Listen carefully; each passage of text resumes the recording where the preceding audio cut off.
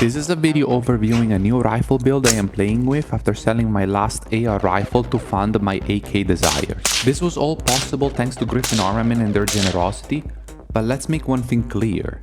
I am not selling you on anything. I don't do affiliates or codes. This is my build and I wanted just to showcase it to you. On a side note, good luck copyright striking this one, YouTube. The music you're hearing I composed myself,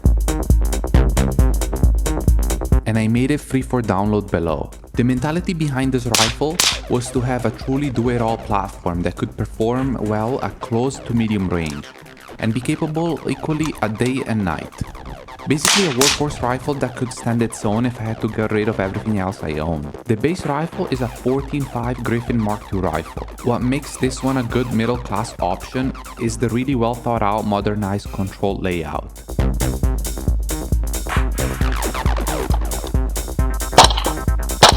This lower has ambi controls that bring the platform to the current century.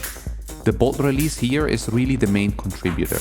Having spent a lot of time shooting the Beretta ARX, I really appreciate having the bolt release on my right hand index finger. Additionally, I developed an habit of rearranging the safety with my index finger as well, so I like to carry that over. The other cool feature is the rail anti-rotation indexing tab, which I find to be a pretty smart way to prevent rail rotation without a complex mounting interface to the upper receiver.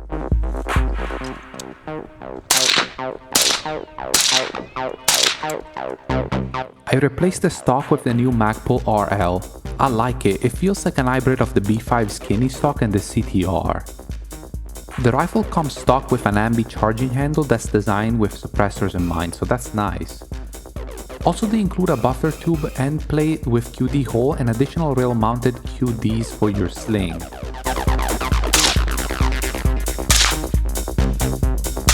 The LPVO is the Griffin 1-10 and the acro-like dot on top. Magnified optics are a total different realm for me, but this one offers good features for the price. It's important to note that Griffin does not manufacture optics, so take that as you will.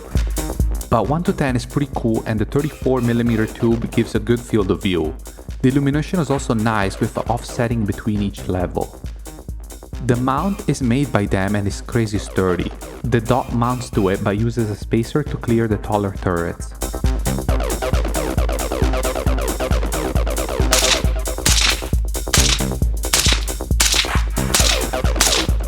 The setup allows me to passive aim under nods, which was something I wanted to achieve.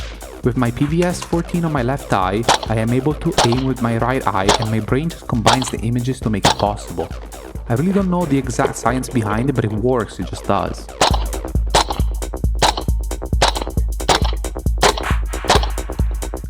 I can't hide the fact that this setup is definitely inspired by the new UK Royal Marines KS1 rifle, obviously at a fraction of the cost.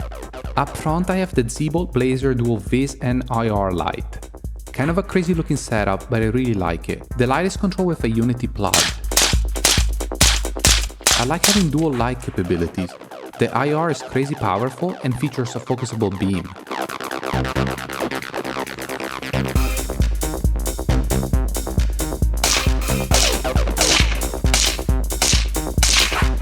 The white light is also quite powerful. The only downside is just the weight distribution at the very end of the rifle.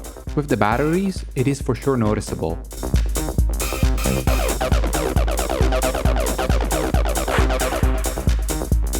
The suppressor is the same Griffin gate lock I've had. It is now being used on rifle number 4.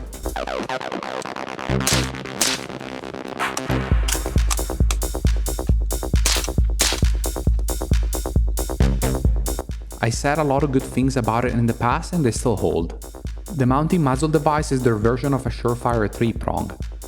I actually think I tried all the gate lock devices and they all do really well, so really no complaints there. So that's pretty much it. This is not a rifle review, but a build overview. But overall, I'm quite happy with how it began performing. I had no malfunctions. I had a couple failures to lock the bolt to the rear with an empty magazine, but I think the gun needs time to break in, and obviously I'm just beginning to use it. So I hope you guys enjoyed the video. Let me know if you did. Let me know if you enjoyed the sound production and if you have any feedback, and I will see you in the next one.